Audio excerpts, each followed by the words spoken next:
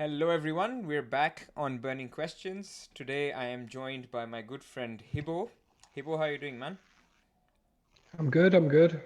We have lots to talk about before game week 15. Obviously, we've got the whole Haaland thing, and I know Andy Park can't be with us this week, so I've been called in as a late auto sub. So hopefully I do a good job. I'm sure you will. You've been on Burning Questions this season more times than Liverpool have kept a clean sheet. So that should be a good thing. Well, speaking of Andy, look, we wish him all the best. I know there's events going on in Seoul, and he's sort of recovering from all of that. He's not directly affected, but still, it's something that he's sort of taking his time, and rightly so. So, all our wishes are with those affected in Seoul. Yeah, echo that. Let's move first to the XG sheet. So, our good friend FPL Chase has produced these, and we've discussed these in the past on the pod as well. And this one was fascinating. So we had to sort of discuss it, and I know we included it very last minute. But for those who are listening, this is basically a rolling XG for the last 10 games for all the 20 teams in the league. And this is the first time, because they've been 10 full games, that the championship teams have been included as well. So we have a full picture of how the early season has gone on for the teams. You have Man City at the top, no surprises there. But the next surprise is Newcastle. So, what do you make of Newcastle being the second best attack in the league? Yeah, I think this is very interesting because like when we go back to kind of early or back to 2021, like Newcastle are struggling to produce. They're producing like 0.8 XG or non-pen XG. They're not even producing one. And now it's getting to the stage where they're almost producing like two. They're producing 1.8 non-pen XG, which is it's incredible. I think this is the start of kind of I suppose Newcastle as a big side. They're arriving as a big side, and it's interesting because like so much of it I think is down to kind of the structure that they have in place in terms of management and Eddie Howe, because there haven't been that many kind of blockbuster big money signings, maybe apart from kind of Bruno Guimaraes and people like that. But I know they signed Alexander Isaac, but he's been injured. But lots of the players have already been there. Trippier, I suppose, has chipped in a lot this year. But no, it's interesting to see. It's kind of like a bit of a change in the guard. We have Newcastle kind of raising up the table. Yeah, indeed, indeed. I mean, we all felt second half of last season that they were going to be a top six attack, top six defense, but this is elite. This is elite level. This is top two, top three Mm-hmm. stuff. But we will talk about all the teams that we will target for the last two game weeks, and we'll talk about the players to target within that. No surprises that Wilson is on the thumbnail, so he will be talked about. By the way, there's a curse of the thumbnail. Do you know about this? All the content creators in game week, Oh, Phil Foden, well, even before that, everyone had Trossard, game week 12. He blanked. right? Then they had Foden. He blanked. Last game week, everyone Right. had Saka, got injured. This week, everyone has Wilson. So those who are believing in all of these superstitions, don't get Wilson. Um, Well, thank God you didn't put Kevin De Bruyne on the thumbnail. well, we shall see. We shall see. So Man City's game is still going on, so we're still monitoring. To timestamp it, we're doing this on a Wednesday night, and Phil Foden continues to play. Kevin De Bruyne has actually come on the 70th minute, but we'll come to Man Right. City. Okay. Next on the list is Arsenal and Liverpool. I think no surprises there. We expected those two attacks to be good. So I think one of the things is we all are seeing that Liverpool are not performing to the levels that we've expected in the past, but the attack is actually fairly okay. Now, within that, if you think Salah isn't the same talisman that he used to be because of Mane leaving, because of Nunes, that's a different story. But Liverpool as an attack is still an attacking force. Number 5 is Man United. Number 6 is Spurs. Nothing surprising there, but just imagine. I mean, Spurs is 6th, Newcastle is 2nd. So Son and Kane are now Almiron and Wilson is basically the theme of the season so far. Then you Yeah. have Brighton, no surprises. Leeds, Leicester. Now, what is surprising is at the bottom, you have Crystal Palace, which is third from bottom. Below them are only Wolves and Bournemouth. Crystal Palace we used to think of as a good attack. I mean, if you look back in March 2022, they used to be a top 5, even a top 10 attack. So, Zaha was popular. But if it's the third worst attack in the league, everyone owns Zaha. Maybe it's not the best thing to own Zaha, right? No, I've owned Zaha now since wildcard in game week 8. And if I could sell one player at the minute, it would be Zaha. I know their fixtures. I know their fixtures in the next two, and what we will discuss them later on. I know they aren't bad, but he's been highly disappointing. He has. So. It's one And of these those. these figures basically highlight that, like, it's hard to get away from the fact that the output really isn't there with Palace. Yeah, it's one of those things where people sort of always say patience. They preach patience, right? I mean, there was these Yeah. tweets that had you all held on to Trossard because he was a good pick, he got you goals against Man City and Chelsea. But that's not how it works. I mean, with Zaha, that's a prime example where patience, you have to, if patience works, if the underlying numbers are there. And in the last week's episode, we compared Zaha's first 5 game weeks versus the rest. Absolute sea change in terms of his numbers. So, yeah, people Mm-hmm. looking to sell Zaha or have sold Zaha, I think it's a fine move. People like me who are now stuck with him, I think we're so close to the end that it's also fine to stick with him. So we'll come to player by player analysis, like I said. The other surprise here is Chelsea. Chelsea is 7th from the bottom, so 13th best in the league. They used to be a top 4, top 5 attack, and it has completely dropped off the cliff. It's a 1xG team at the moment.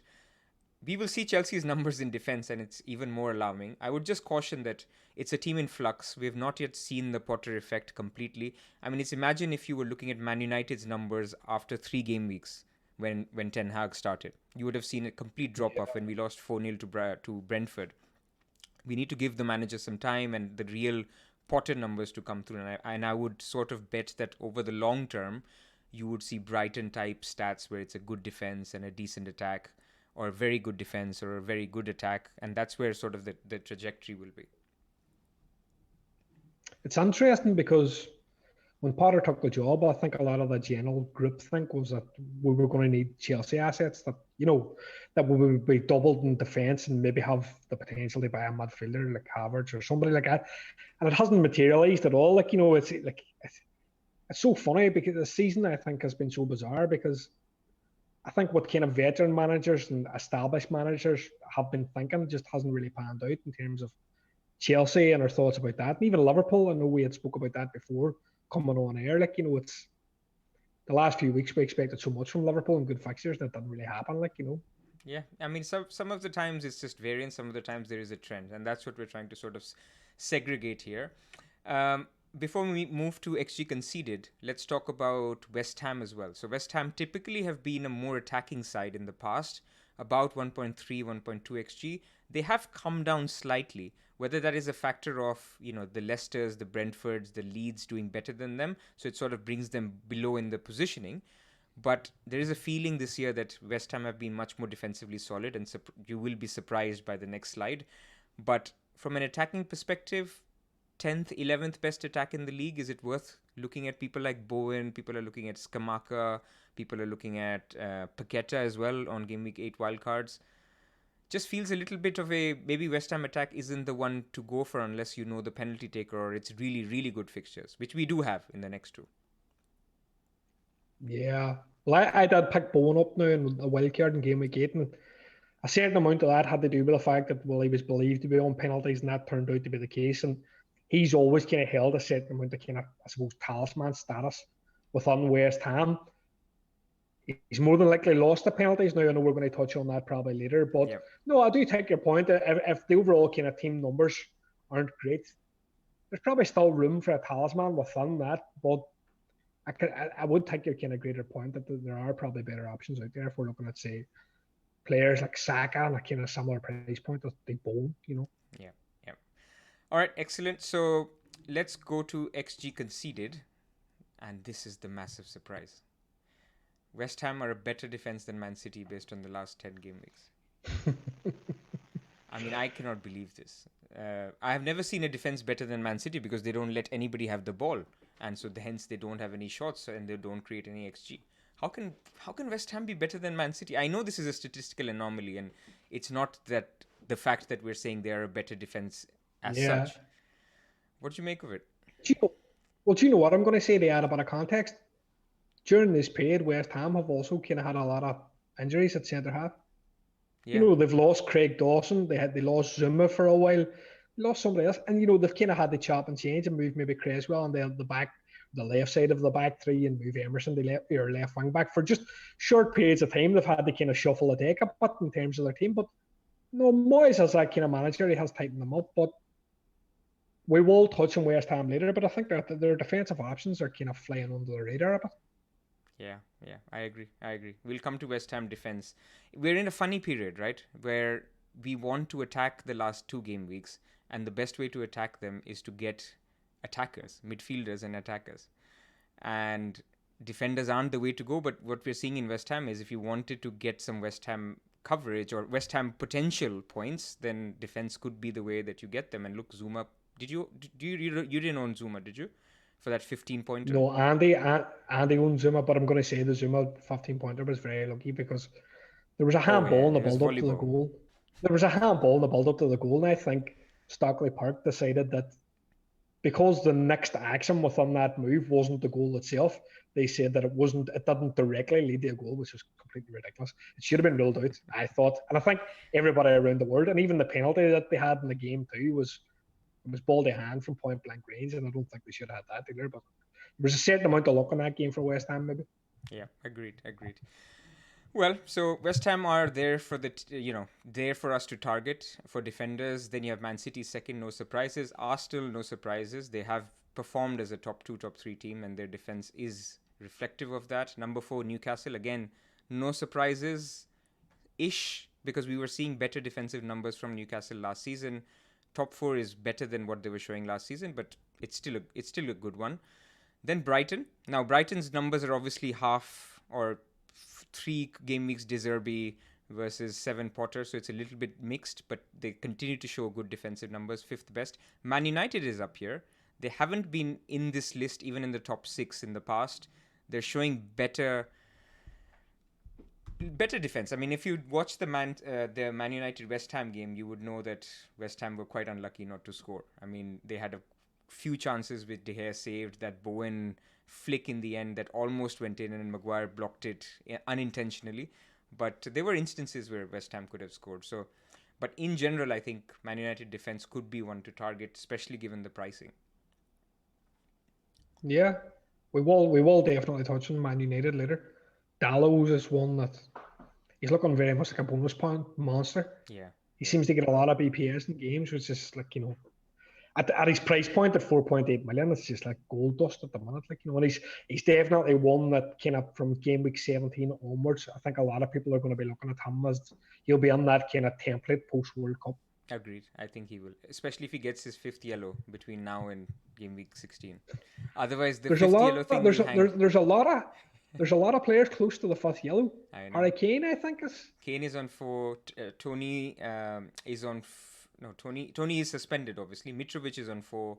Jesus is on 4. Mitrovic is on 4. Saliba's on 4. Saliba's on 4, yeah. So there's realistically a few FPL teams out there that they might have maybe 2 or 3 players that are close to a yellow card. That's, But you're taking the risk of 1 game week. That's the thing. Because... No, I know. Game week 16, if they get it, you don't care. You can take them out on your wildcard.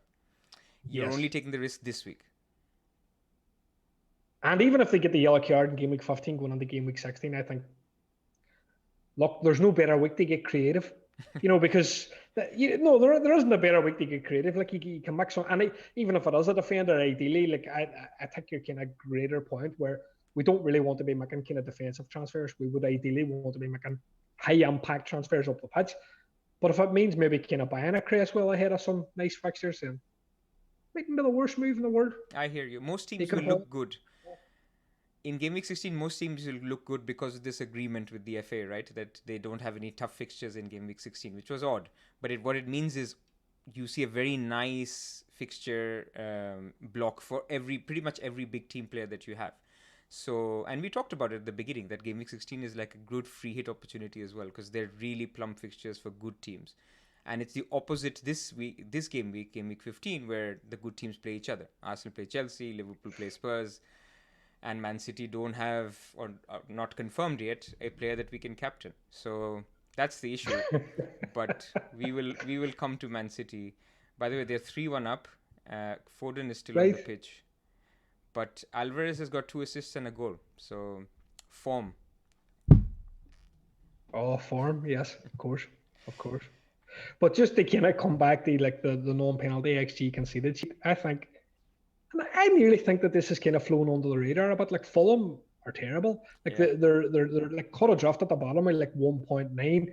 The closest to them is Chelsea, which is again that's pretty bad. They're on 1.5. But I think so much of the kind of general groupthink around Fulham is that they've been good this year, which they have. Mitrovic has been good, Andreas has been good, and there's like one's like a striker and one's like a creative outlet. But defensively, they are so kind of brittle at the minute, and I think as FPL managers, our targets change throughout the season. So like teams improve, teams get better, teams get worse, and I think Fulham have now become that team that I think we're going to target. And I know we'll talk about Man City, but we really want a Man City captaincy, the captaincy option this week. You Absolutely. know, Has to be. I mean, the priority this week, we can cut to the chase, is you have to have three Man City, no matter what, and you need to have a Man City captain. If you can get to it. Of course, there's some exceptions to this, but yeah. Shall we go to Chelsea, which is basically the second bottom team here on the table? XG conceded of 1.6. It's ridiculous. I mean, obviously, this is a lot of it is Tuchel effect, and players had given up, and he had partly yeah, given up. But it's amazing to see Chelsea down here. I mean, what is happening? I don't know because they seem to be kind of chopping and changing their lineup quite a bit. You know, they don't seem to kind of have consistency in their lineups, and I don't know. Potter does like to rotate, you know, and he's now on a team that has a bigger pool of players than he had at Brighton, so he's got more license to rotate. And I think, well, personally myself, I think for defence, lock on your best players as much as you can and don't rotate them as much as possible because a good steady defence is, you know, you'll set your stall out well, but I don't know. I don't think he really maybe knows at Chelsea who his best team is at the minute Yeah. because Koulibaly's in and then he drops out. And Thiago Silva's elder statesman is getting on in years, and there's games he plays and then he drops out. And then Azpilicueta maybe comes in and then he drops out. And I don't know. I don't really think he's there in terms of what he knows what his best team. And I think at times even his wing backs, he's playing attacking players at wing backs at times as well. So I don't think he's really there. You know. Agreed. Look, he's trying to figure his team out, and over time it'll improve. This is all Kepa magic, right? I mean, he's been making the saves and accumulating XG conceded, which meant that they kept a few clean sheets that were slightly jammy. But Yeah. I would also put it down to slightly a statistical anomaly where he's been conceding a lot of these high XG chances, which he's been saving, which means that the team continues to attack. But enough about Chelsea. I don't think that's a team we're going to target too much in the No. next two. Other teams to target at the bottom of this list. So you have Everton, Bournemouth, Leicester. Nothing surprising here. Crystal Palace has dropped quite a bit. They were typically seen as a top 8 defense last season. This season they're clearly a bottom 8 defense. There have been some hauls from Guaita. Guehi has delivered when people needed him sometimes, but I think on the balance, it's not a team we're going to revisit anytime soon after game week 17. Another surprise, the last one here is Liverpool, bottom half defense. How the tables have turned. You and I own Trent. Why do we own Trent? Legacy, you know. This no, but that's what it is. Like it's this kind of notion of like I suppose Liverpool as an elite defence and like more so Trent as an elite creator. You know, if we were actually to delve on the Trent's numbers, they haven't been good at all. They've kind of dropped off a cliff totally. Like, you know, and if we marry that with the fact that Trent at kind of 7 million or 7.5 million or whatever, like he needs to be producing the attacking output, but he also needs a clean sheet to justify his price. He's a long way off that at the minute, and I don't know. I think it was very much a case of backing the fixtures and hoping that things were going to turn for Liverpool and trusting expectation, I suppose, and trusting that the points would come. And it hasn't really happened for Trent. And I think more casual managers haven't taken that approach. I think more casual managers they've had double Newcastle defence, or they've probably got Almiron or Callum Wilson, or I mean, not even casual. I think it's just people. It just so happened that because Liverpool blanked in game week 8, if you wildcarded then, you didn't have Trent, or not many did, or when you saw something, you didn't have to kind of commit to him. I mean, how do you back against a player or a team who had 0.7, 0.8 xG conceded just the 2 months before the end of the season, and now they're at 1.4, double. So it's almost like people like you and me, we were believing that the numbers that we've seen long term are more believable than what we're seeing now. Clearly, that is not the case, Mm-hmm. and I don't think many will have a Trent and a Salah. They could have one of the two, maybe coming out of the World Cup, but certainly not both. It's too much money for what they're delivering, and I think the most popular one will be neither. So, how the mighty have fallen. But as a Man United fan, I love it. As an owner of Salah and Trent, not so much. I watched the Liverpool game against Leeds, and they weren't convincing. Like, I know they conceded the early goal. Joe Gomez, the back pass was terrible, really. But there's this inability to kind of kill off the game. Like, they did have chances. Nunez had chances. Salah had chances, and then next thing Leeds like score with a sucker punch at the end, and that's kind of summing Liverpool up at the minute. Like, but I don't know. We'll not dwell on Liverpool because it's very much a case like if you have those assets, probably for Liverpool, you're probably going to hold them. Or, I'm at the stage where I'm probably going to hold both Oh, absolutely. You would. Salah and Trent right through for the next two games just to see how things turn out. But I could see maybe people looking to move to KDB if they could do that, But we'll talk about that, I suppose, as we go forward. In fact, that's a good segue. So let's now go to the fixtures. So these are the last two fixtures, and this is sorted by difficulty, obviously. What we're going to do is, between me and Hibbo, we're going to talk about each of the teams on here, and we're going to talk about the players that we can sort of target. And obviously, we're going to start with Man City. Their match against Sevilla has just finished, as you'd expect. Foden has played 90 minutes. Alvarez has played 90 minutes. Mahrez has played 90 minutes. So we have no clue what happens in the midweek. On the Saturday fixture. The only good thing is we'll have Pep's conference on Friday, and it's the first game before the deadline. So it's basically the 3 p.m. and there's no early kickoff. So if we get any news, then we can act upon it. But I would put a heavy caveat to people that this is not the same as last game week. Last game week, we heard some credible news because when it's an away game, a certain player needs to be on the bus. More people can notice if a certain player isn't on the bus. When it's a home game, it's slightly more difficult, where a certain player can maybe not be in the hotel before the night when they're playing the game, but still show up. So it's going to be more complicated. I wouldn't rely on it. And in fact, what I want to do here for the Man City section is to do a little bit of scenario planning with you. So there's basically a few scenarios. One, Pep comes out on Friday and says Haaland's still not ready, so he's not going to be ready for this. We'll see him in the Carabao Cup. I know it's wishful thinking, but it's a scenario. There's a scenario where he says, okay, Haaland is fine, he's training, and he should be involved. Whether that means he's benched or not, I think that's another question on captaincy, but that's the other one. And then there is Pep being Pep, which is the most likely one, where he will say he's getting better. We see him on the pitch, on the training pitch, but nothing more than that. He's just saying he's better, he still needs time or whatever. And we get no leaks. Where are you with all this? I mean, what does it mean if he's completely out? What are you going to do? Well, just to kind of start off, like I think as we approach Saturday, I think we kind of have to kind of consider the overall picture. So, like potentially, like we're on Wednesday now, like the timeline is we're on Wednesday now. So we're potentially going to have training pictures on Thursday and Friday. So if Haaland's pictured and he's working with a team, well, that's given us a good steer before this Saturday deadline. Now, one thing I will say about that is Man City were very cagey about their training pictures last week. They posted less, maybe 10 or less pictures on the website. There was no pictures in Getty. So it was hard to get any kind of clue. Now, do I think Pep's going to confirm Haaland as playing? No. But if he was confirmed on, it would be automatic captain for me. If he was confirmed out, it's a tricky scenario, and I think it kind of depends on.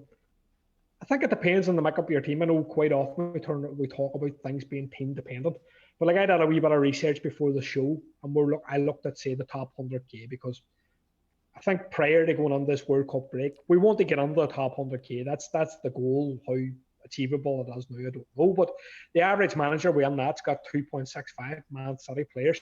So the very popular ones are obviously Cancelo, Haaland, Foden, and then KDB being the next. So if a large proportion or percentage of the top 100k have 2.65 players, then loads of them have 3 players.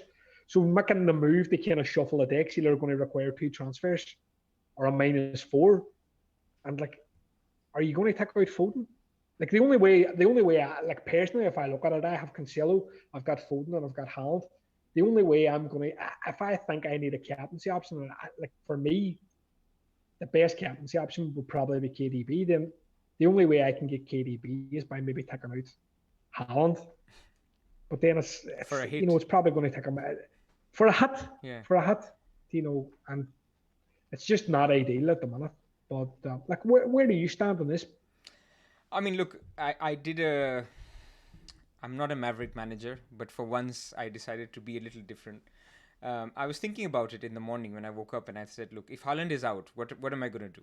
I can bench him, and you know, my bench had Doherty on it, and I already have a non-playing This is for last week. This is for last week. I just want to talk about my thinking because I ended up selling Haaland. Okay. So the thinking was that I wanted Haaland back. So if Haaland is confirmed fit, my Mitrovic to Haaland move is confirmed. I have exact money or 0.2 extra to make that move.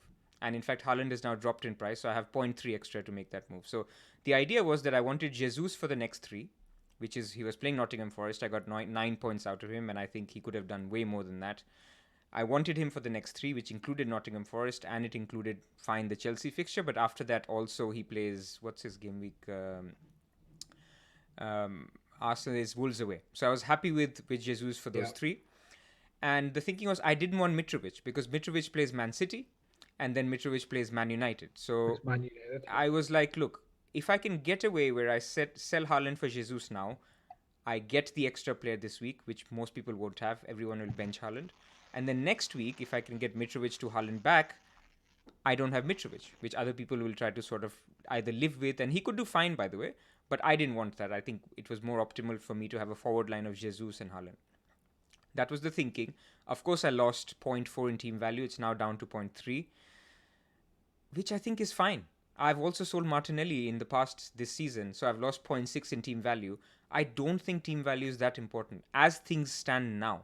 Of course, if Salah scores back-to-back hat-tricks, team value will become extremely important again, or if James starts scoring really well or Trent becomes an option. But at the moment, when I look at defenders, I look at Cancelo and Trippier, maybe a James, but not anybody else who I want to spend money on. If I look at premiums, I look at Salah. I don't think many will go Salah game week 17 onwards, not for his price, especially when you can go Nunes or Diaz. KDB is a good second premium, but then you have to sacrifice Foden or Cancelo. So for me, the delta between a KDB and Foden may not be high enough to go for a KDB. And then you have Spurs. We looked at the data for Spurs. I don't think Kane he's delivering, he's ticking along, but he's not a 12 million player. So my thinking was, do I need all this money? And am I fixating on team value too much not to take advantage and get these 9 points that I got out of Jesus? So that was the thinking. I ended up selling Haaland.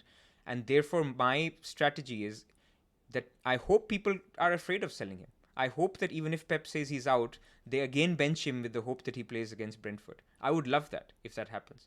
But I feel like a lot of people may take the opposite view and say, okay, I'm selling Haaland. You have to maximize the Fulham fixture. I'm going to captain a KDB and take that hit that you talked about. Or in some cases, those who sold Foden for Saka, they have a third City slot open. I can see a lot of people doing Salah to KDB as well for captain. Well, I think the people that have gone Foden, the Saka last week on the basis of the news are probably they've really kind of lucked out to a certain extent because they can make that move to KDB, and I do think KDB's hands down the best captain this week. And I think I don't want to fixate on ownership because I think loads of people talk about ownership too much and they talk about it in the wrong context. But like if we're going to talk about ownership, KDB's owned by like 25% of top 100k.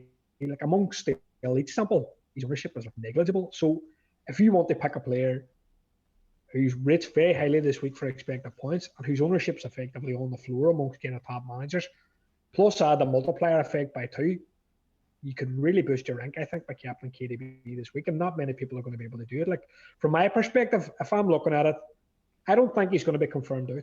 I don't think he's going to be confirmed in. I think it's going to be left uncertain. In terms of the leaks, if we get a leak and we get the leak from team news and text, treat it as gospel, treat it as fact. Like that's how I basically operate. If we get a leak from that guy, it's 100%. That's just the way it works. Like we know ourselves.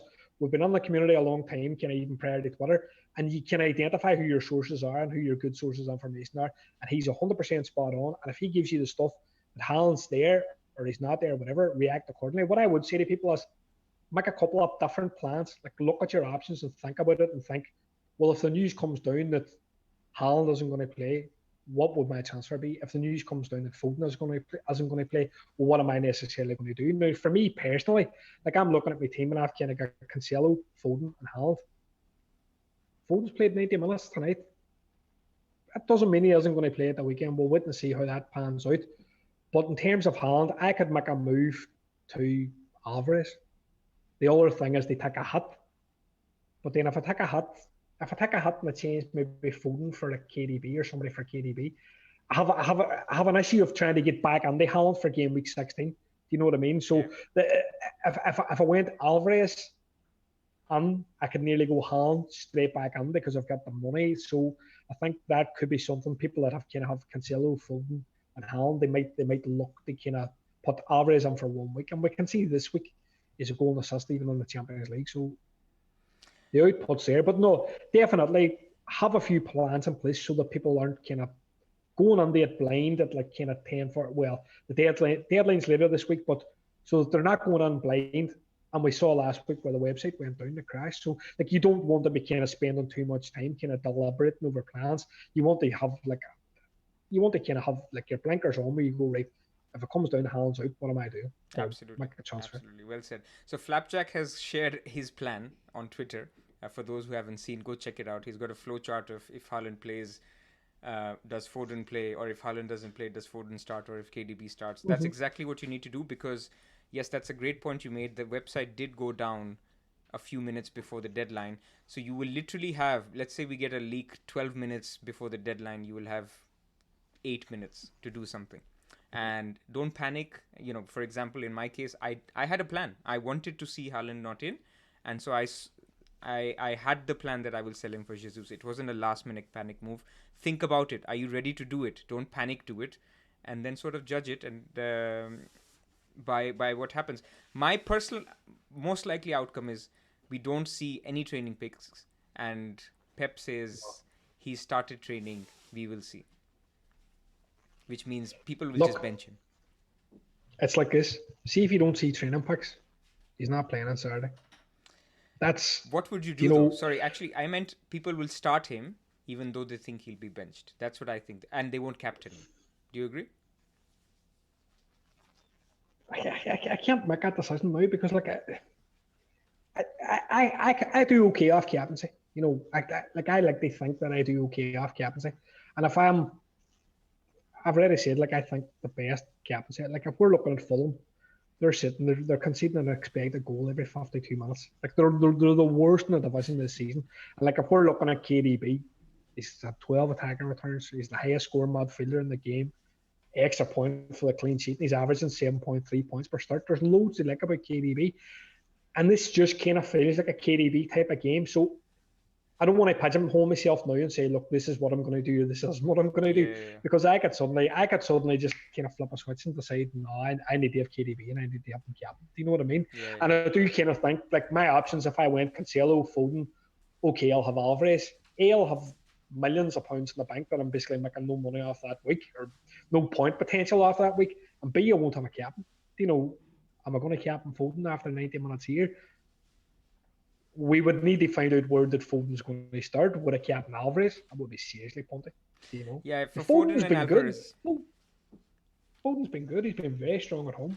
He does need Haaland though to assist or to assist him. But I agree with you. Look, I think given what we know today, they both have played 90 minutes. We need to get a league that they're starting for us to even consider captaincy. KDB got 20 minutes tonight. We know he's starting. He is the best captaincy option this week. No matter, even if you hold Haaland. Unless we're told Haaland is starting, I think if there's uncertainty, KDB is the best captain this week, without a doubt.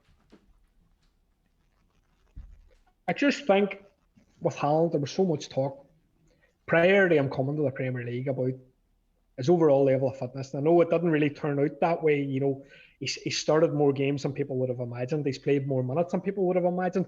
But there was a lot of kind of talk about the reason why he preferred Man City to Real Madrid was the fact that Man City weren't going to run him onto the ground. That Real Madrid were more likely to run him onto the ground and play him every minute going. And like part of me thinks, is this what we're seeing here now? Is that he has an injury which is a wee bit touch and go, and they're being very cagey about what they're telling us, but could he miss this game? Is he maybe going to play game week 16? Is he not going to play game week 16? We just don't really know, like, so He's not even in the we World just Cup, don't. so it's not like they're trying And to he's sort of, there's a bigger picture here, and they're trying to sort of warm him up to be fit for the World Cup. That's not happening.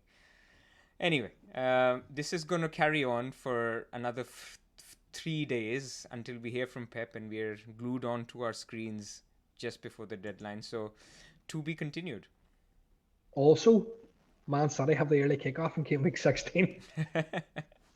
Well, so the Haaland pain will continue. So this will go on for another game week. It'll be Foden and Haaland in game week 16 as well. Yeah. I mean, for me personally, to close this, my moves are pretty clear. If I know Haaland starting, then Mitrovic to Haaland. If there's uncertainty, then Zaha to KDB captain. So that's basically where I am at personally. But we will see where we land on Friday or Saturday, for that matter.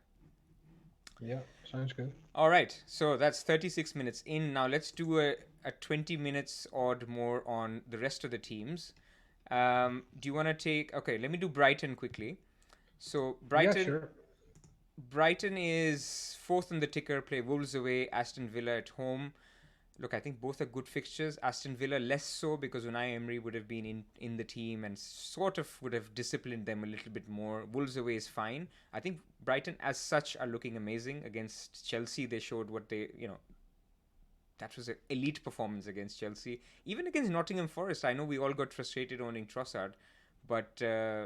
they threatened a lot. They created about 2.5 XG, same as what Arsenal created against Nottingham Forest when they scored 5 goals this weekend. So it is one of those things where you got unlucky with Brighton assets, but going for a Trossard, going for even a Welbeck, if you have a lot of problems and you really want to go punty. The guy hasn't scored this season, but Trossard, Welbeck, maybe in defense, Estupinian looked very good. So those are the 3 that I would sort of look at if I was to go in any of these 3 positions. But clearly Trossard is the number 1 if you wanted to go Brighton. Yeah, I can't really disagree, man. I think defensively, I think if we look at the last 6 match block, De Zerbi was in charge for that whole period. And Brighton conceded 10 goals, which is quite a lot. But I think you need a bit of context. They played Liverpool, they played Spurs, they played Man City, and they played Chelsea. But I think if we look at the underlying numbers, like they rank over that period, they rank 6th best for XGC, despite the fact that they played those 4 top teams. So if it was me, I think I'd say that Trossard. And I know people are probably looking to make Man City related transfers and maybe kind of sexier attacking transfers. Lewis Dunk's good. I think if you need a goalkeeper, Robert Sanchez will be all right as well. Yeah, I can see him being popular game week 17 onwards. All right, next one. I think I'll move on to Newcastle. Well, yeah, of course, the second best team in the league, or third best, whatever that was in the stats. Yeah, so they definitely are. So like Newcastle are kind of producing this kind of crazy underlying numbers under Eddie Howe, and they are very much the real deal. They're kind of starting to establish themselves as his top side. So like over the last 6, Newcastle, they're best in the division for both the XG and the XGC, which is hard to believe. Now, we know Callum Wilson, he put up 19 points against Villa in game week 14, so he had 2 goals and 2 assists. But he's been posting some serious kind of underlying numbers, so he's best for expected goals and non-paying expected goals in the division over the last 6 matches, which is it's hard to believe whenever he's got people like Haaland as company. So he's obviously in red hot form. Like, over the period, he had 4 goals and 2 assists, although a large portion of that was against Aston Villa. So he's a big bandwagon. I know personally myself, if I get the news that, if fingers crossed, if say Haaland is on the grass maybe tomorrow or something like that, I would look about moving Mitrovic to Callum Wilson. That would be a very easy transfer for me to make, because Mitrovic is obviously away to Man City, then he's got United. Callum Wilson's producing these great numbers, like, you know, so it would be a very easy transfer. It's a transfer that a lot of people have gone early on, which when you think about what we're discussing now and thinking, oh, well, we're not really going to know what we're going to do until the deadline. Loads of people have already made transfers, which is there's obviously and I know Bullet moved 70-80 and mentioned it on Twitter during the week. There's an edge to be had through information if you wait until later in the week or as close to the deadline as possible. And I know it was a topic for kind of big debate about when the deadline should be and the added information that we could have by making transfers close to the deadline. You know, you could find an edge there. Now, Miguel Almiron, like, he's basically turned on the Mo Salah from last year. Like, he scored 6 goals in his last 6 matches, and I think only Haaland has scored more. So if we're looking at our teams, I think Almiron's like 5.6 million. So as a fourth mid, he looks like a great option, and he could nearly enable like a freemium of sorts, if you know what I mean. Like, he could nearly enable a team which has like Haaland on there, maybe Kane on there, and like another big midfielder, and you could have him on there too. But I think one of my thoughts is, can Almiron continue? Because, like, you know, and it's a question I would probably put to you, because he scored 6 goals from like 2.67 XG, and I'm looking at these fixtures now, and you're thinking they've got Southampton next. Looks like a good fixture. It's away from home, but Arsenal found it tough. And then you're looking at kind of Chelsea at home after that. So I think on paper, the fixtures, you might think they look nice, but I think they might be a bit trickier than what people think they could be, like, you know. Look, I think Almiron is a tricky one. I think my short answer is the ship has sailed. Until the World Cup, you can get him after Game Week 17. But until the World Cup, the ship has sailed. He's performing, his underlying numbers for a 5.6 million midfielder are great. So a lot of time we get into this grass FC versus analytics FC. I think his numbers are great. His underlying numbers are great. But the amount he's overperformed is also unsustainable. So it can be a scenario where you're doing well, but you're doing too well compared to your numbers. And that's what Almiron is at the moment. He's not a minutes risk. I talked about this earlier as well, where he's slightly been fortuitous, where his position has become nailed because of injuries to St. Maximin, to Isak, to others. He's taken Willock's place. So he has nailed down the place. He's looking good, but don't expect this output of 4 goals in 4 game weeks or 2 double digits hauls in a row. You know, that's basically Salah type or old Salah type output. So yeah, that's what I would caution. So don't break your team for Almiron just before he plays this Southampton away and Chelsea at home. And I think that's where I leave it. I think it's a debate to be had given team structures after that on how he fits into the team. It also depends on how much you want to commit on Newcastle attack versus Newcastle defense, because I think people will have a triple Newcastle. Whether you want a Botman, Trippier or Wilson, or do you want a Pope, Trippier or Almiron, it just completely depends on team structure and where you want to go with it. And it makes me happy because and you know, people who are looking to chase, who are looking to think that everyone's just going to be captaining Haaland, well, I can tell you there's 5 options from Newcastle and people can only pick 3, and there's 5 good options. So it's not that you're going punty for the sake of being punty. You can go choose triple defense. I mean, triple defense is doing fantastically well for people like Kaza, Flapjack. A lot of them are on triple defense. So you can do a lot with this Newcastle team. They're all cheap. And definitely from the beginning of this, when you started with the team value, don't chase team value, especially at these times where, you know, you get credible lineup information before the deadline. It's just not worth it. You're going to gain 0.1, 0.2 on Wilson. That's nothing. So, yeah, wait. Just to touch on, like, you know, I know we're going to have the unlimited transfers going on the kind of Game Week 17. I know there's been, in the community, there's been a wee bit of negativity where, like, people are thinking, the template can be so stale at times, the template can be so tight, and people are thinking, well, we're going to have unlimited transfers. Everybody's going to have the exact same team. So after the World Cup, we're not going to be able to move rank. And I think if you look at the last few weeks and you look at, say, and I do accept that as a point, I completely take it on board. But all I think we need in a team is 2 or 3 differentials. And I know we have kind of touched on this previously. Like, we had Salah and Trent as differentials. We, like, when we looked at, like, say, a 4 game week, 5, 6 game week block, we would have thought, well, these players would have kind of shot us on and we would have done better.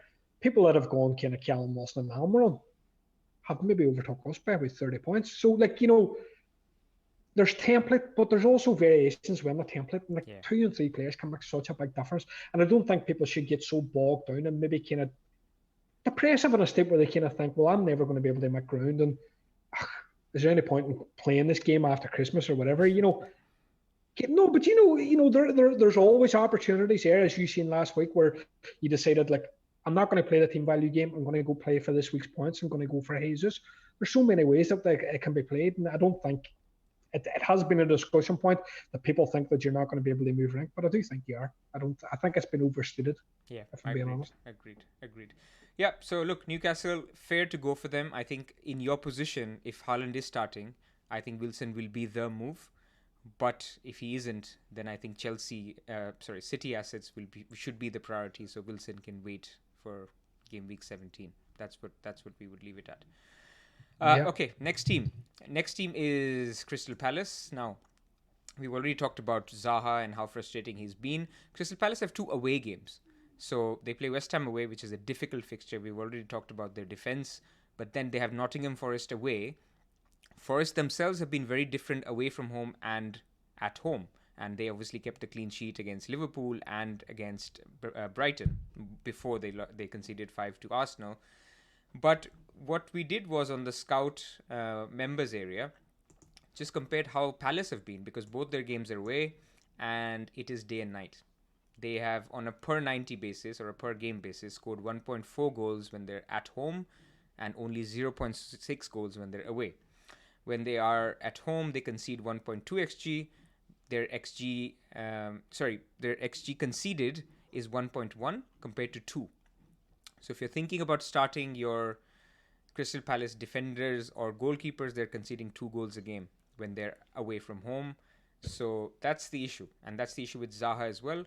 When you overlay the fact that Zaha's numbers within the team have dropped off to the fact that Crystal Palace are away, I think they are a avoid and potentially a sell if you can get to that. I know there's lots of other fires from Man City and others that we've talked about, Mitrovic. So people may just decide, like me, that I'll just live with it. I'll have Zaha for 2 more weeks. It's not the end of the world. Or I'll just play Guaita. That's fine as well.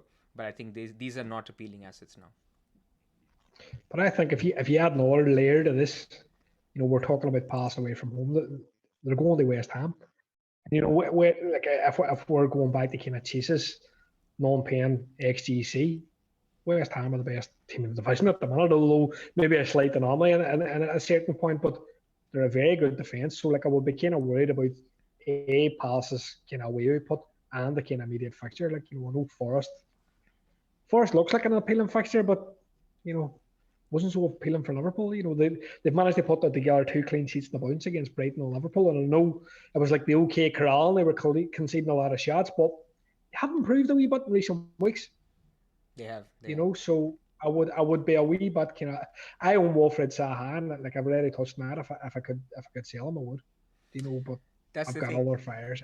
He is on penalties, so he's not an immediate sell. Same with Mitrovic, by the way. Mitrovic, as I mentioned, Man City away, Man United at home. Both of them are, I would call, semi-problematic, but they're not priority sales. You can just live with them. Both of them, definitely not Zaha, may not make it in the Gaming 17 wildcard. Live with them if you have to. They're on penalties. You never know. Yeah, I think that's fair. All right, next one. Did you have anything on Edward? No? Did you touch him? Yeah, we could as well. I mean, because a lot of people are looking at striker positions and maybe they're tight for money. I think Edward, he limped off in the last game, so watch his fitness. Right. Okay. But he's a cheap asset. I mean, I think he'll be popular on Game Week 17 wildcard if people still want to trust Palace, because he's a good third striker if you don't want to play every week. Yeah, he's 5.4 million, I think. 5.4 million starting pretty much every game. More better attacking numbers than the mighty Zaha, so not a bad option. And I think, I know with the immediate fixtures, I'm looking at, say, I hold Solanke, so I'm looking at kind of Leeds Everton has 2 games that, I prefer them. The Palace's games, and the fact that Palace are away from home. But I think in the future, if I'm going to kind of continue with that type of structure, then maybe Edouard could be an option, possibly kind of post-World Cup. Yep. Next team to target. Do you want to take West Ham? Yeah, so we'll look at West Ham. So I think, we're going to run through a couple of options for West Ham. So I think Scamacca is kind of first protocol, and he's put up kind of big numbers in recent weeks. So if we're looking kind of among West Ham options, like for shot metrics, I know like loads of people don't put a lot of value on those, but like over the last 6, he also sits kind of second for non-pen XG behind Bowen, which I think it's important. One kind of bit of context for Scamacca, he's been subbed off kind of 5 times over the last 6 matches, which I think it dents his appeal because like Antonio, if it depending on the game state, if it's not really working, they get Antonio on and they give Antonio some minutes to see if he can kind of change the game. And they've tended to be bringing Scamacca off, like, you know, so. And if I was to look at it myself, it's probably not a move that I would make because I've got more pressing issues. Like if I was selling Mitrovic, I would more than likely probably buy Callum Wilson. But I can see the appeal with the fixtures. I think they've got Crystal Palace at home and Leicester at home. Is that right? Yeah, both home games. And yeah, both very home appealing. games. Very appealing. Now, Jared Bowen, he was somebody that I owned from like Wildcard 8. Like I like him a lot. He had the penalties. We knew he had the penalties from the Europa League, where I think he took one in the Europa League, and we thought, okay, this is going to carry across on the domestic competitions, and it did. Now, but he missed this penalty, and I think there was a quote from Bowen where he joked, and the quote where he was basically saying, well, I think I'm going to be off penalties after that. And I know there's been different readings of that where people are saying Bowen has said that he's off penalties, and some people are saying, well, I don't really know. He's basically saying that the manager's probably deciding that he's off penalties because I think it was Benrahma scored against Bournemouth. So I think if we look at his numbers, I think if we take penalties out of the mix, he still ranks best at West Ham for like non-pen XG and non-pen involvement over the last 6. So even without pens, there's a bit of appeal in Bowen for those 2 home games. Like one I really like is Cresswell. You know, Cresswell is, we're looking at Cresswell, like amongst West Ham's defensive block, he's best for like baseline bonus. He's got a big share of corners, which like I like in a defender, like, you know, because there's always that chance of getting an attack in return. And amongst defenders, I think he's got 15 chances created over the last 6, and this included 3 big chances. So the only defender that produced better numbers was Trippier. Now, I think a point of note was in the game against Bournemouth. For the penalty that Benrahma took, Cresswell had the ball in his hand. Yeah, he did. So it nearly looked as if Cresswell was going to hit the penalty, and then Benrahma obviously demanded the ball. Benrahma had a great penalty record, I think, at Brentford before he came to West Ham. So like he handed it over, and Benrahma did the business. So it would be interesting enough. Geez, if Cresswell was on penalties, it would be great, like, you know. But no, they're obviously a lot better at home. West Ham, like, as the data from kind of the fantasy football scout members area. If we're looking at their home data, so in terms of their XG, in actual terms, they've scored more. Yeah. In home and away, actually they scored 1.3 goals at home versus 0.4 only away. But on an XG basis, it's been pretty okay. It's been more overperformance at home than anything else, or underperformance away. So unlike Crystal Palace, where there's a big gap in the underlyings, actually for West Ham, their minutes per XG is 67 at home and 70 away. So not a lot different, but they have done better. I think that's certainly true, and their defense is certainly. Actually, their defense is also similar. It's around 1 XG. So there's not a big correlation between West Ham doing better at home or away, but it's small sample size. I think what we see in terms of performance has been that they've done much better. Yeah, no, that's a good point. They would be my options. Now, I know people would be talking about Zuma, but, you know, for me, I would prefer the more attacking defender. I know Zuma's probably a budget option, but I think if people were trying to make some kind of gains in the last 2 games and they had to buy a defender, it would probably be Cresswell. And if I had to pick, I would probably be Bowen.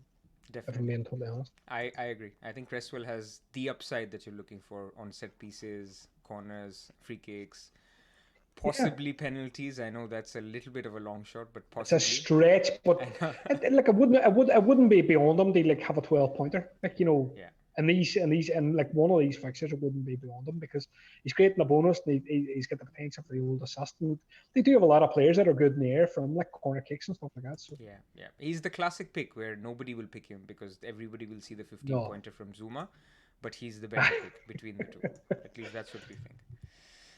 All right, 100%. Man United. Again, Man United have two away games, but they're both decent games, so that's something that people can have on their radar. Aston Villa away and Fulham away. So Fulham, we've said, is bottom for their defensive underlying numbers so far this season. Aston Villa should be better. Unai Emery, I think, is coming into the team or will be in charge.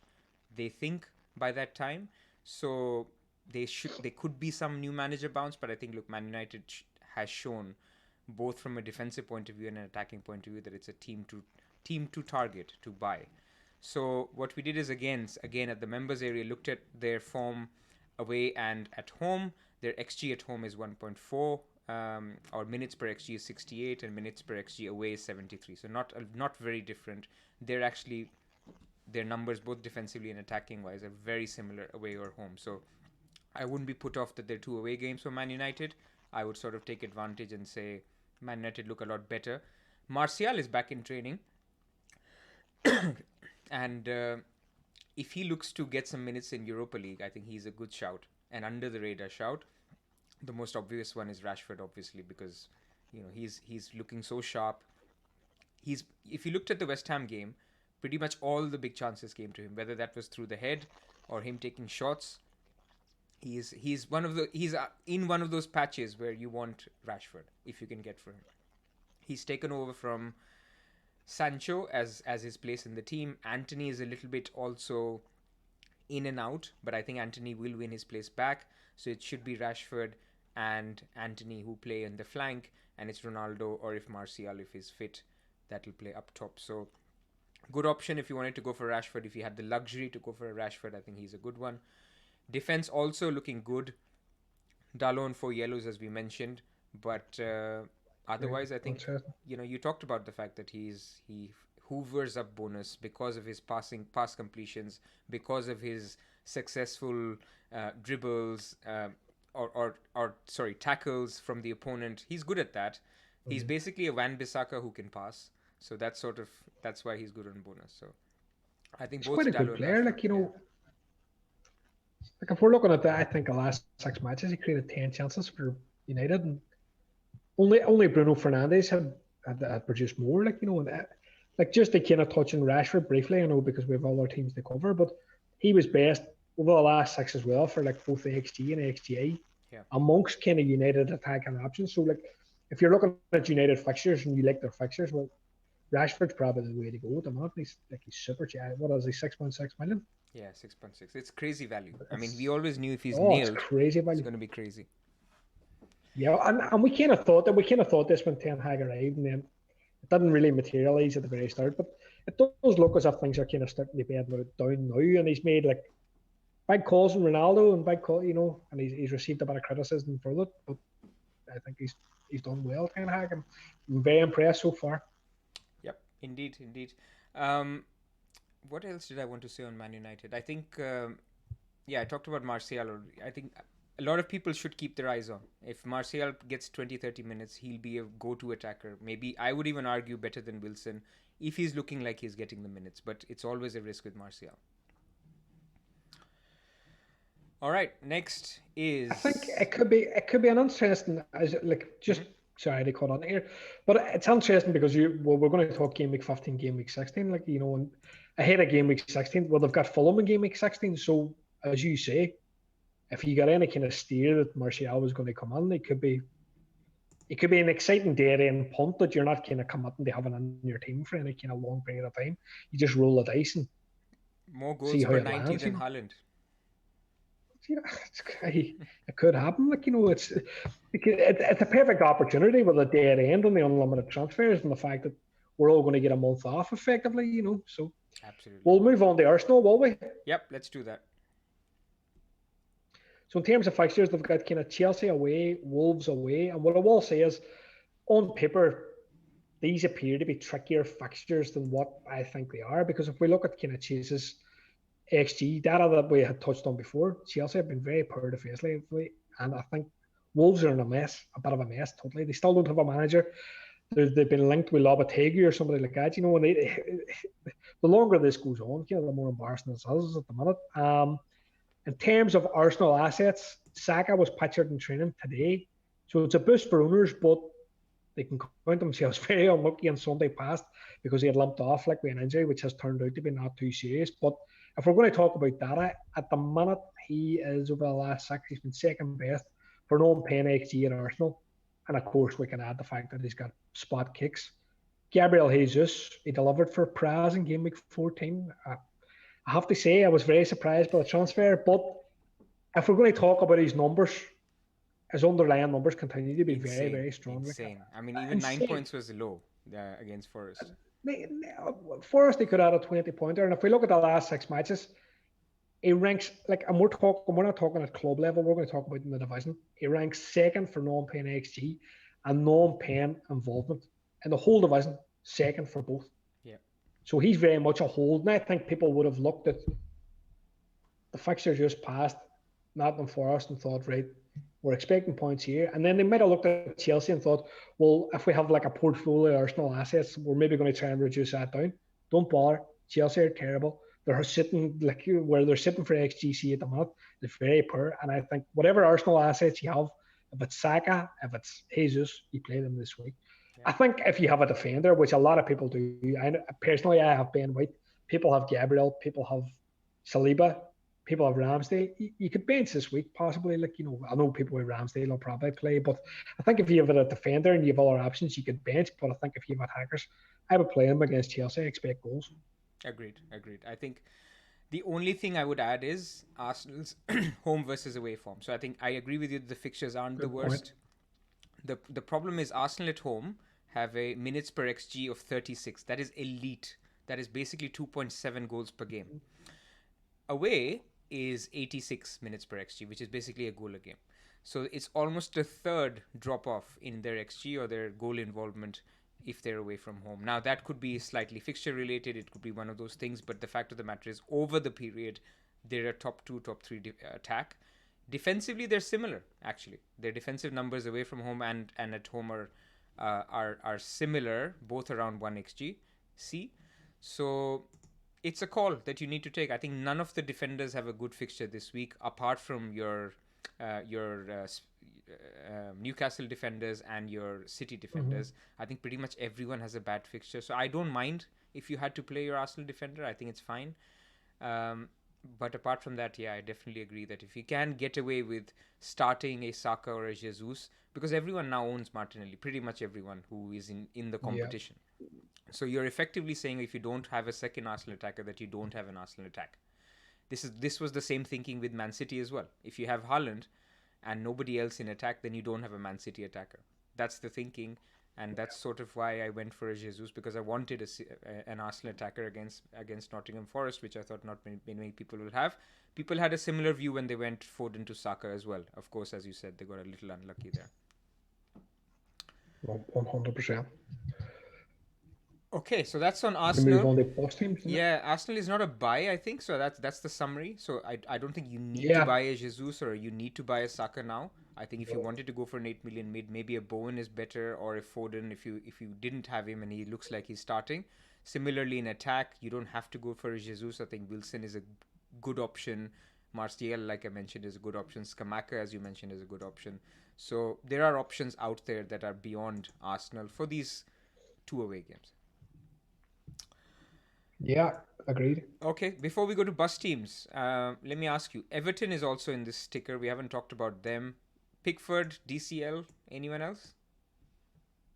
Well, for me, I think it would be Pickford would be my top choice out of Everton. And I know it's not exactly the most exciting of picks, but he's been good enough recently. Some people might feel that they might have transfers where they could think they maybe want to move off Danny Ward, where they could maybe try and had a few fixtures and had a few clean sheets now in the run-on, but I don't personally feel that that's going to be a situation a lot of people are going to be in because of the Man City scenario, Mitrovic, etc.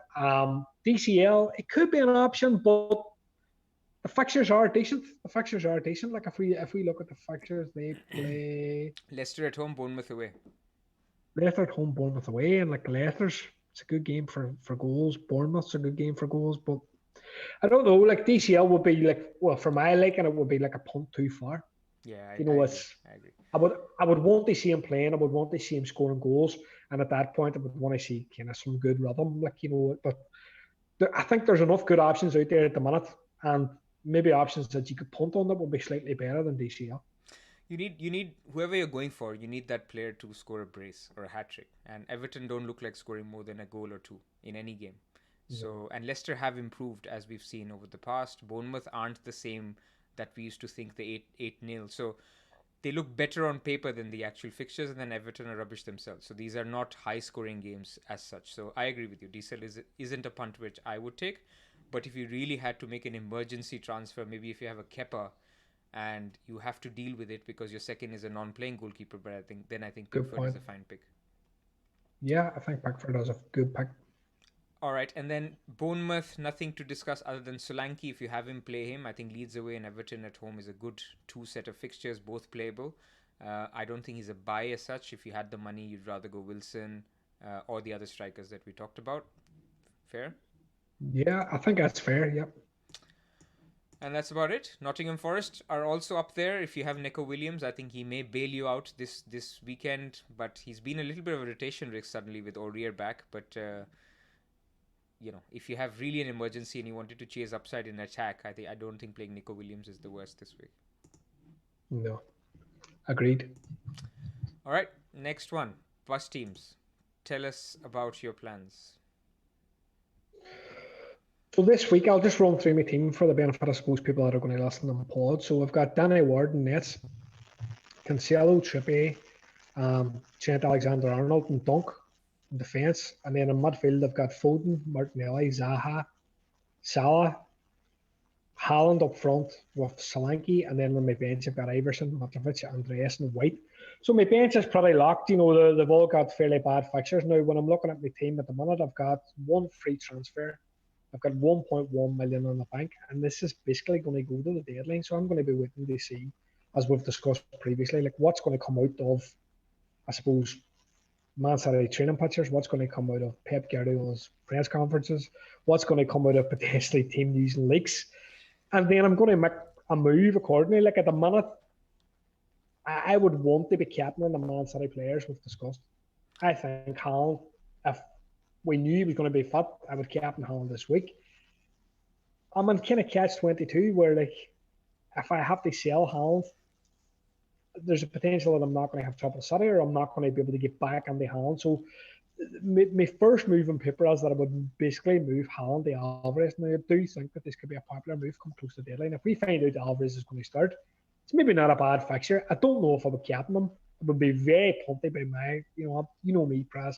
I'm a safe kind of manager. But the other option would be Foden. Like, would a captain Foden? Would a captain Cancelo? Like, I don't know. None of them kind of scream the kind of big ceiling that KDB has. So I could maybe consider some kind of -4 come close to Saturday, which would involve getting KDB, but that's maybe going to limit me getting back on the hand. So I think loads of that will depend on news. If any kind of news comes out that, well, look, we're not going to have Haaland for game week 16, that would maybe enable me to do something like that, if you know what I mean. Yeah, we won't get that, unfortunately. But we're not going to get that. But if say we don't see him train this week and he doesn't make the match squad, it wouldn't look very good for next weekend either. But that's obviously complete guesswork. But it's not looking good if we're not getting that kind of news and he's not playing, But I reckon people no, will wait and see to do the KDB hit, because then you need a hit to get Haaland back if he's fit. So that's basically a -8 just to take out Haaland. So I think Haaland to Alvarez will be, if you can stomach captaining a Foden or even a Salah. I mean, it's not the end of the world if you captain Salah away to Spurs. I mean, Spurs looked a little bit leaky against Marseille. I wouldn't captain Salah. You wouldn't? I would definitely captain a Man City player. Definitely captain a Man City player. So it would be Alvarez or Foden in that scenario.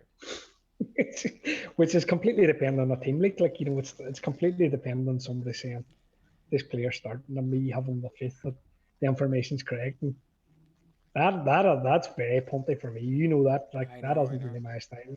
That isn't really my style. But I don't know. We'll see. Like, I know there's a manager on Twitter, Jan Kepsis. Do you know Jan is good?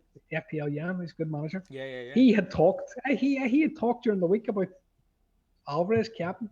I thought, this is Well, it'll be interesting to see if it's something that kind of gains traction before, If he's who knows, confirmed could be out, I lucky, think but, Alvarez captain will gain a lot of traction. you know, I think so. it's the fixture. It's all about the fixture, and it's like we've seen the night goal and assist. He can get on amongst it. So I don't know. I'm in a bit of a bind. I don't like my team for this week, and I'm kind of lumping over the line to the World Cup from like a reasonable position on side kind of top 100k. I've kind of fallen back a bit, largely due to making a Liverpool assets. But I think game week 16 will look okay. I think everybody's team looks okay for game week 16, but I think this week's maybe it feels like damage limitation. But I think go to your team. Your team's better. No, it's not. It's not really because my advantage was last week where I got Jesus for Haaland. So it looks better now. But look, I have three scenarios. Scenario number one, Haaland is starting. So Mitrovic to Haaland. Scenario number two, Haaland is completely out. Then Mitrovic to Alvarez. And then to Haaland next week. Or scenario number three, where it's iffy. We don't know if he's starting or not. In that case, I'm not wasting a transfer on Alvarez. I'm going to go Zaha to KDB and captain KDB. So that's basically my three scenarios. I'm happy to take on Haaland if nobody knows and we get no leaks and he's not in training pictures.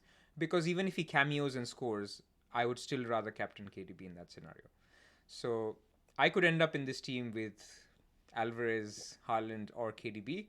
But in all these three scenarios, I'm going to end up with a third Man City and most likely captain either Haaland or Alvarez or KDB. How much money do you have in the bank? Bucket loads.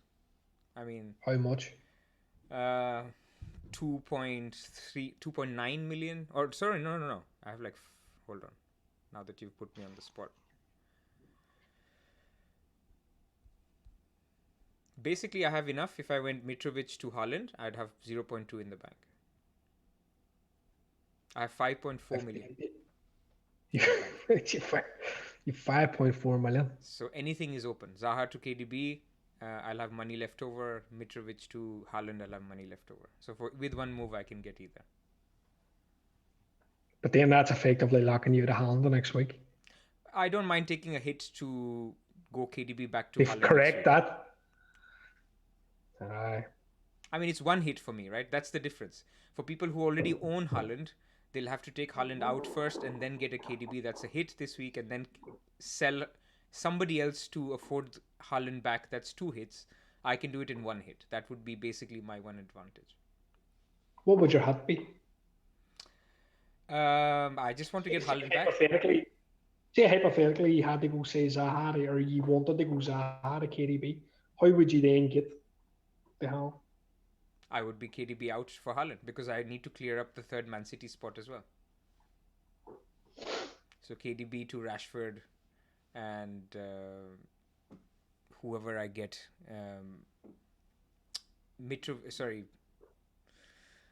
I could go Mitrovic to Haaland. Yeah, so it would be KDB to Rashford, Mitrovic to Haaland in game week 16. It's a nice position to be in. I would like to be in a position where I could captain KDB this week, and I think you're on it. So that's... Yeah. So for me, slightly different for me. Like I'm going to have to take a punt at captaincy. It's either going to be like what you're saying. It's either going to be for me, Hall, Foden, Alvarez is super punty. Cancelo's not off the menu, but he doesn't have that same kind. Fulham is a better attack than they are a defense. That's the issue. Cancelo's numbers are really low. I mean, I would even think about Trippier. I mean, he's away to Bournemouth, but he's not a bad shout. But I would personally captain Salah if I was really confused nearer the deadline. I hear that Foden isn't starting. I hear that there is a lot of uncertainty between Haaland starting or not, whether he's on the bench. I would just basically get Haaland for Mitrovic, but I would captain Salah. That's what I would do. Because who else do you captain then? Right. So there's lots of scenarios. I mean, I hope the viewers and listeners can see, and they're also going through the similar dilemma. A lot of it comes down to what happens on Saturday midday. But have your plans in place. Don't be in a position where you get the news and you're then thinking what I need to do, because you'll only have 5 minutes. Give yourself 5 minutes. Don't wait for the deadline.